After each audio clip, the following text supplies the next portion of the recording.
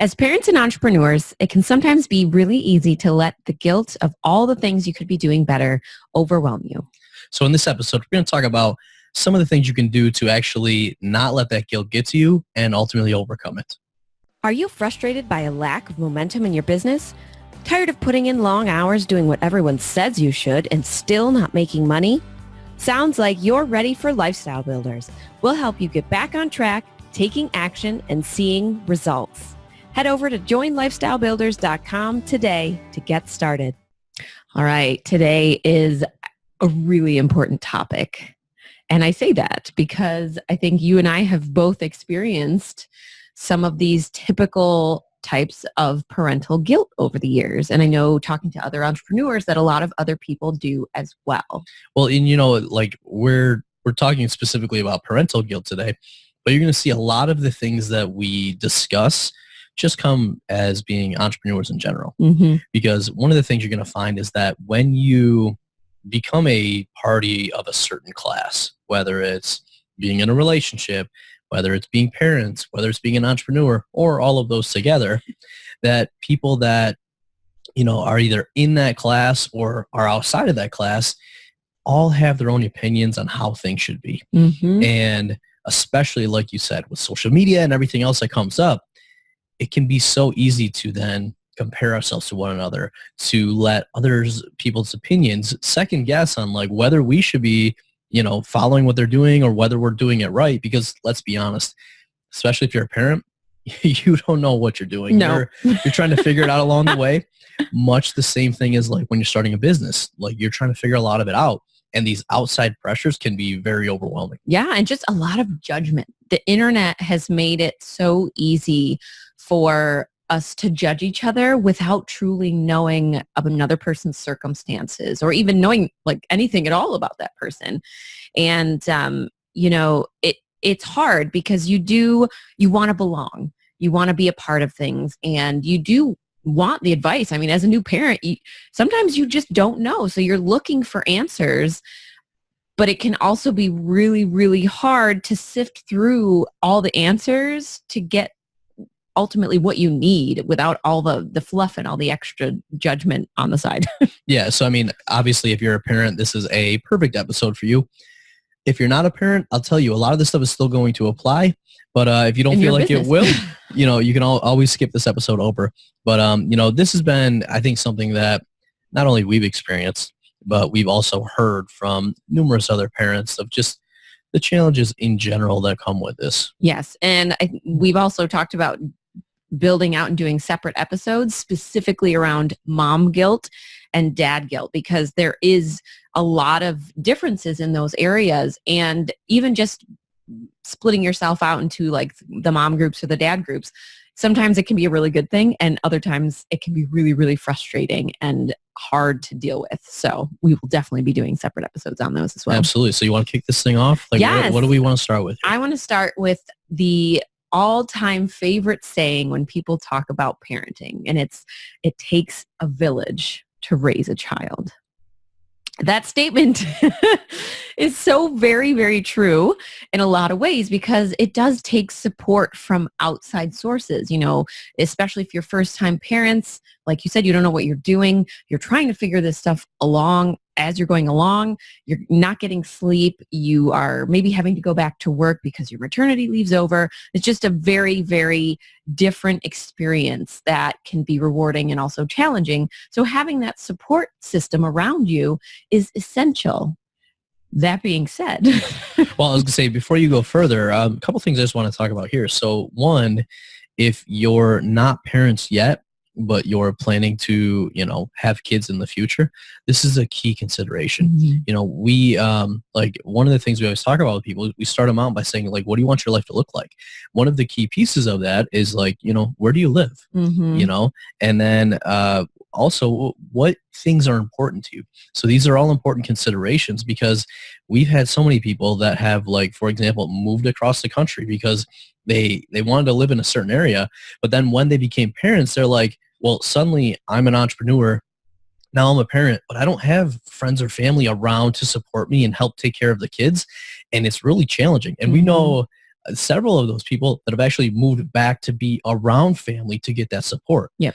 And like, I know for us, like, we never moved because we wanted to keep that support. yeah. Well, and even like, even with having friends and family around, when we go to conferences, it's always a challenge to say like, if the kids are in school, like who's going to watch the kids and who's going to pick them up. And, we probably wouldn't be able to go to that many conferences, especially together, if we didn't have people around us to support us. So you may not think too much about this, early on, or if you're not a parent yet, but it absolutely makes everything else so much easier if you have those people that you can rely on and support you. Yeah. And I mean, even if you don't necessarily have family or friends, if you know that you're going to need care and you're looking into facilities around you, or if you find a nanny and a nanny's the route you want to go, just kind of being able to design your life in that style can be huge for you as an entrepreneur and as a parent. And I think there's always going to be people who think you should be doing it differently. Take advice with a grain of salt. You know your life, your spouse, your kids best. So if you're open to hearing other people's perspectives, that's great, but always be kind of thinking about it like, well, that's great advice, but there's also, this part of my life that they don't know about. Or well, and that's really the flip side of it takes a village, right? Like, it's funny because the village is going to want to weigh in. Yeah, well, and everyone's done it their own way. Correct. So it's funny when people come to me and say like, Tom, we're about to have kids. Like, what advice do you have for me? Like, here's the one piece of advice I'll give you. Everyone's going to have advice for you. And you've got to kind of sift through that and say what aligns with us and what aligns with how we want to show up as parents. You also have to get really comfortable with setting boundaries because, as much as we love them, family is going to think that their opinion matters more than other people's opinions because they're your family. A lot of times it can be a really big challenge to have different parenting views than your own parents or than your aunts and uncles or your grandparents or family or friends that are really close to you and they feel like they know you well. It's going to be tough because once you have kids, you're going to maybe do things a little differently and they may disagree with that. And sometimes disagreements between family and friends can cause other issues in your relationship. So just get comfortable with setting those boundaries and saying, hey, I love you, but we're going to do parenting a little bit differently. And I need you to respect that to keep our relationship in a good place. Yeah. Well, I mean, for the most part, everyone has your best interests at heart. And so when you set some of those boundaries, it can be challenging for them because they're like, well, I'm just trying to help you. What comes up with parents a lot of times, though, is that your parents have, one, a certain view on parenting. Two, they raised you or they raised us in a very different generation, right? So, for example, our parents, we didn't have cell phones. Nope. We didn't have all of this electronic device and stuff when we were kids. So how we raise kids is very different. How schools are run today, like, the type of education is different. Like where we're at as a country is different. So, things the introduction of social media. Yeah, things that worked in the past maybe didn't work, or we didn't even have to worry about some of these things because they didn't exist yet. So even if what your parents did worked 100%, it's got to change and adapt, given the age that you're raising your kids in now. Well, and I mean, just thinking about it too, a lot of grandparents love to spoil their grandchildren.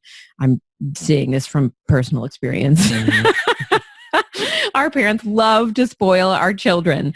And it can be a point of contention for some people because, if they decide to live a certain lifestyle or a certain way and the grandparents want to do things that kind of are butting heads with that lifestyle, can cause problems. So it's, sitting down and having a talk and talking about your values and, just working that stuff out, because if you don't do it and all of a sudden things come to a head later on, that can just add a lot of guilt onto you in those years and it can cause issues. Yeah. Well, so one of the things we referenced the life planner that we use a lot. One of the things on the life planner we have is really your family culture. And this is a lot of what will help you with this is when you define what sort of family culture you want to have, it often makes setting boundaries a lot easier. So that's why, like, sometimes people will look at it and like family culture, like Tom, we came to you guys for business. Why are we talking about family culture? And what does that even mean? But it really goes back to, what kind of culture do you want to have as your family? What are some of those things that are important for you as you raise kids? And by knowing those, then you can tell other people like, hey, this is what we're abiding by. I know there's some people that really like to limit screen time, and that might work for you and your family.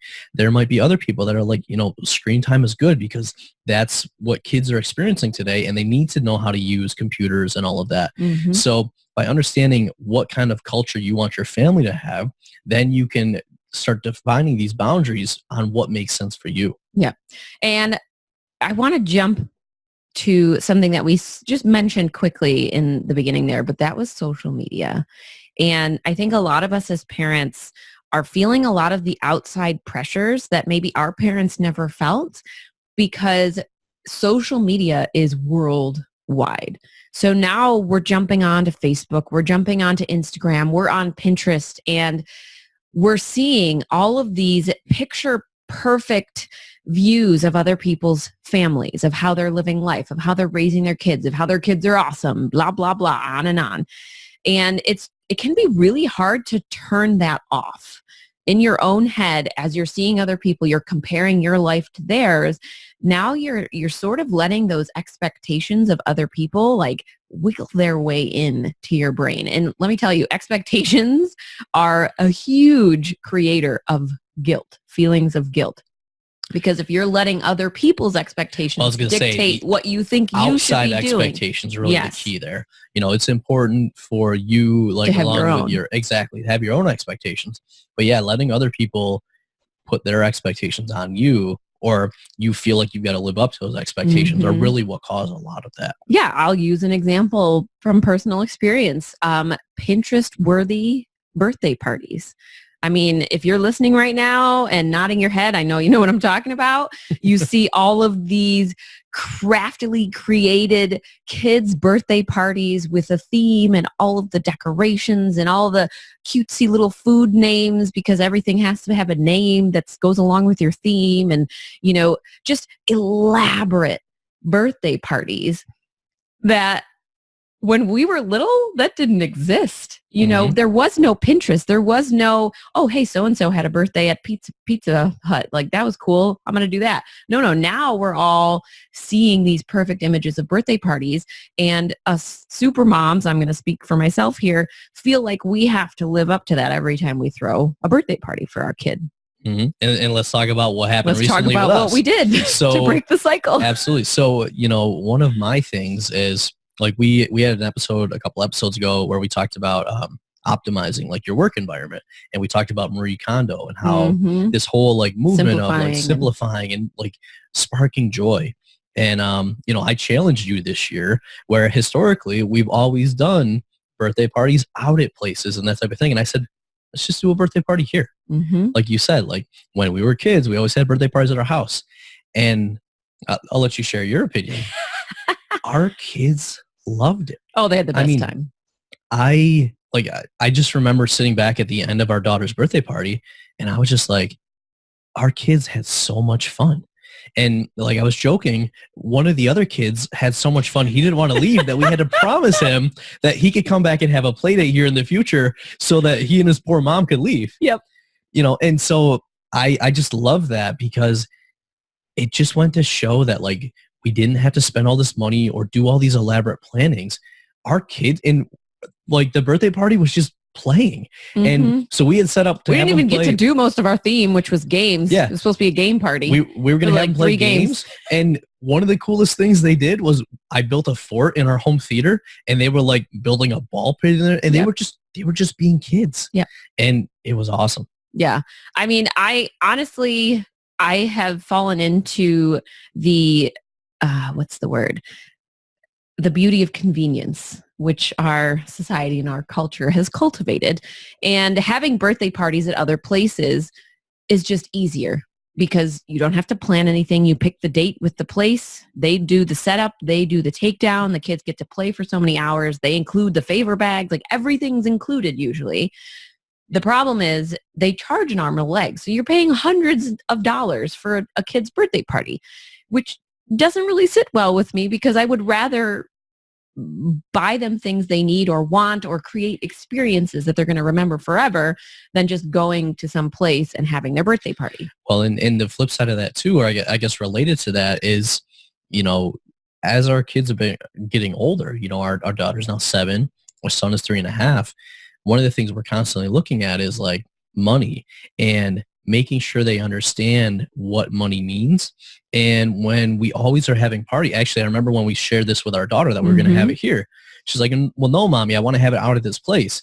And we had a very direct conversation to say, oh, yes. I explained to her exactly how much it cost. And when I got to the point where I said, it's going to be $100 just for that, $100? Mm-hmm. So she understood a little bit more. I was going to say, so I think that was a key part of it too, was making sure that our kids understand that things cost money, and to be able to have these conversations and make these trade-offs. Like, hey, this is kind of the budget for having a birthday party. If we go out there, we're not going to be able to do this. But if we do it, let's say at home, then we're going to be able to do this extra thing. Yep. And so helping them to understand and make sure it's not just we get to do everything without being able to understand the consequences of those decisions. Well, and I mean, I feel like we went on a little side tangent here, but to continue on that side tangent, I also feel like we are letting our own children's expectations get higher and higher and higher of what they expect from us as parents, so that when we eventually don't do something, they're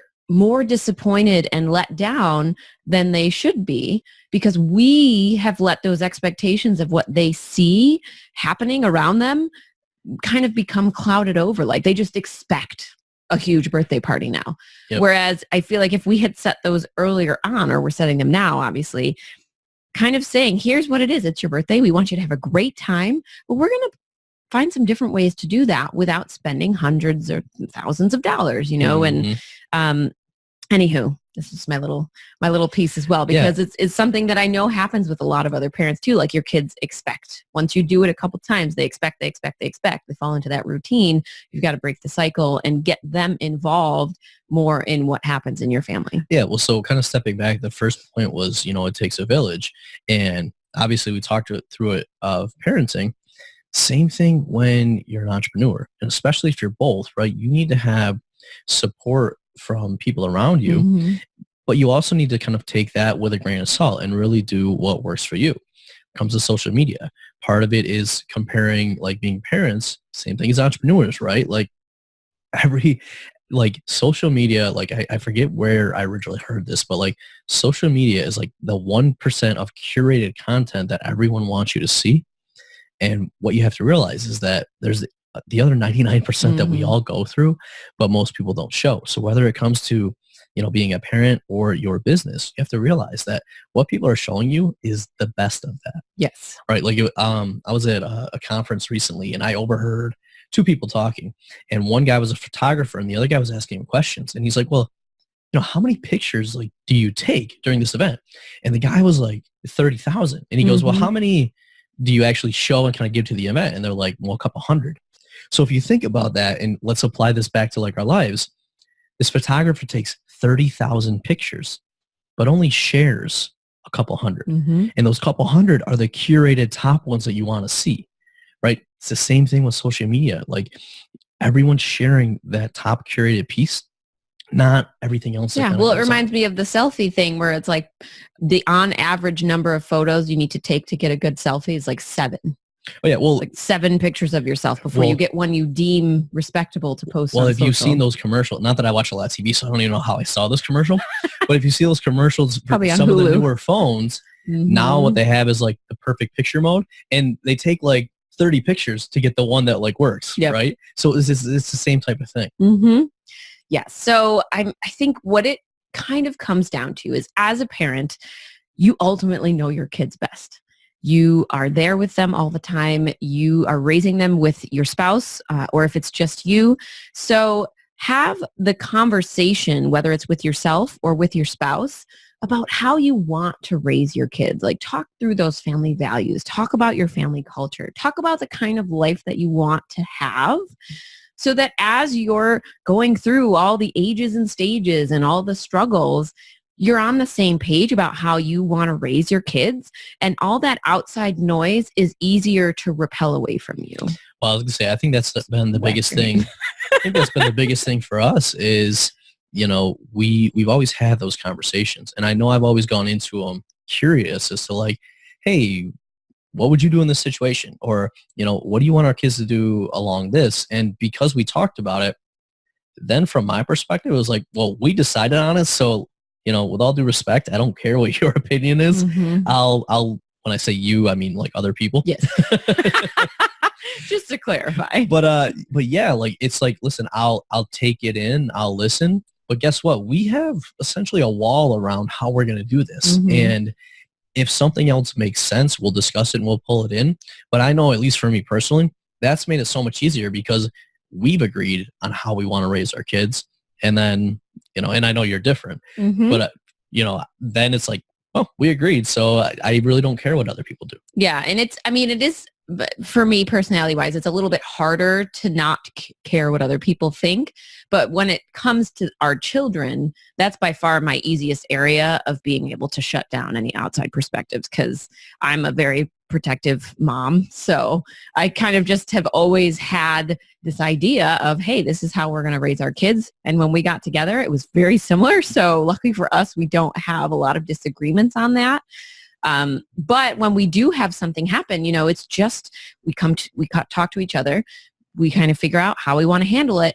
And, I find myself going to outside sources less and less because I don't want to have to sift through all the extra stuff that people always are adding in when you're asking for advice. I mean, just do a simple test. Put a question up on your Facebook profile about how to discipline your kids, or like how to deal with something that they're doing that you dislike, and see how many people feel the need to jump in and give you their opinion. And you're going to get people that aren't even parents giving you things. And you're like, why are you commenting? And not just sharing their opinion, but sharing it vehemently and typically arguing with other people. Oh yeah, you'll probably start a debate. So just prepare yourself. If you do this, you're going to probably people up. Like you're going to probably start a debate, and there's going to be people coming out of the woodwork that you would probably never think to come out.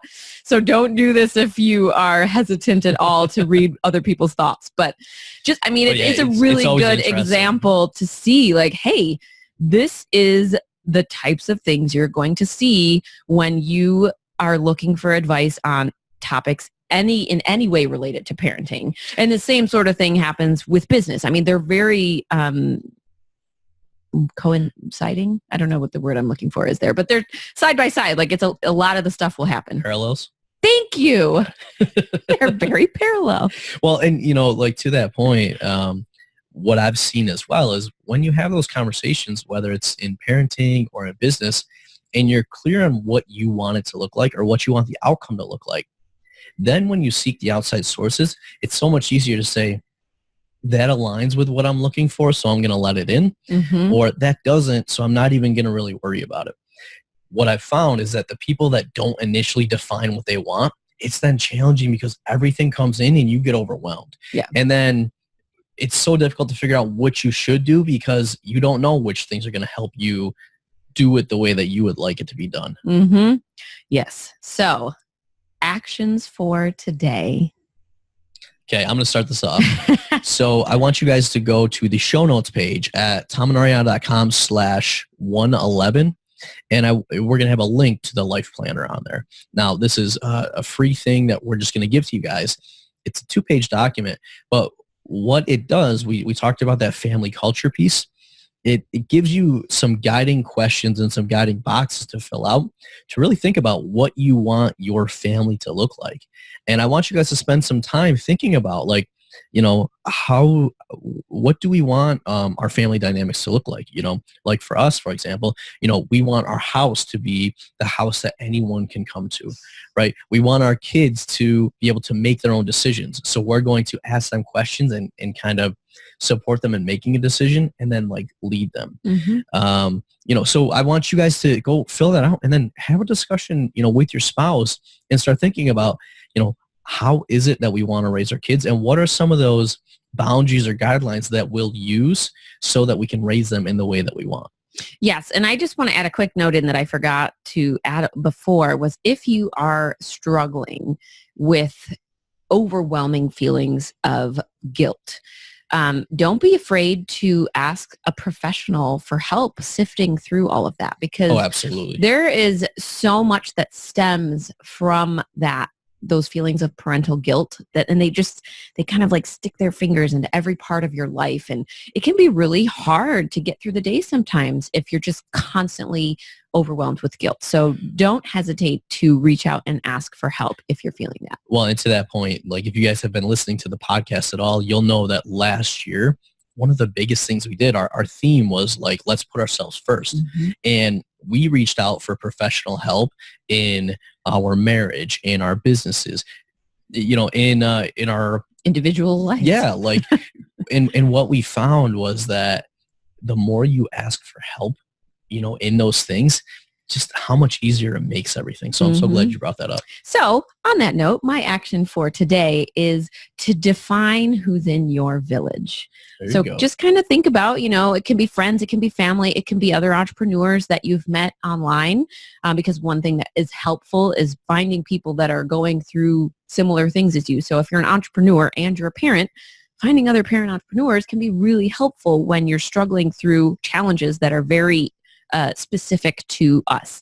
So I want you to just take a sheet of paper and jot down who's in your village. It could be from the parenting side, it can be from the entrepreneurship side, or it can be a combination of both. Absolutely. That way you'll have that list anytime you come up with a problem and you think, I need some help. Now you have people defined. And so speaking of a village, one of the things that we do with Lifestyle Builders is we build this village. And a lot of the people in our village are both entrepreneurs and parents, because we talk about topics like this. And what we find for most people is they come and they're like, it's so nice to find entrepreneurs that are, together in a relationship and have kids. And I put a post up about this and, there was very decisiveness on, whether your business coach should be a parent if you're a parent. My view has evolved over the years and I say yes. Mm-hmm. But so anyways, the reason I bring that up is that we do have a group of lifestyle builders that are all there supporting each other, not just from the business perspective, but also from the life. Because as you guys know, week in and week out, stuff comes up, stuff goes down, and it can be a challenge if you're doing this alone. So if you're looking for that village and you enjoy what we're talking about here, we invite you guys to come join Lifestyle Builders. And not only is it the village that will support you, but it is the training and coaching and guidance to help you not only build your business, but build it in a way where you start making sales and you build it in support of your ideal lifestyle. I totally wanted to go all cat in the hat on you when you were like, things are up, things are down. It's cat in the hat week this week while we're recording. You're right. I knew that subliminally, I was waiting which is for why the rhyming to happen. All right. So if you guys are interested, you guys can find out more at joinlifestylebuilders.com. Oh, it's been an interesting day. It has been another great episode with Tom and Ariana, your hosts and lifestyle builders. And as always, I want you guys to remember that it's your life, your business, your way. We'll see you next time. Bye. Hey, we hope you enjoyed this episode. If you know another entrepreneur who may benefit from hearing this show, we would so appreciate you being a good friend and sharing it with them. Are you dreaming of a life of financial freedom and more time to spend with your loved ones? Want to build your business to support that dream? You need Lifestyle Builders, a mentorship program designed to meet you where you are and give you strategic and custom guidance so you can build the business you need for the life you crave. Become a lifestyle builder at joinlifestylebuilders.com. Are you a Lifestyle Builders podcast fan? We'd love to hear from you. Head on over to tomandariana.com/iTunes and leave us a review.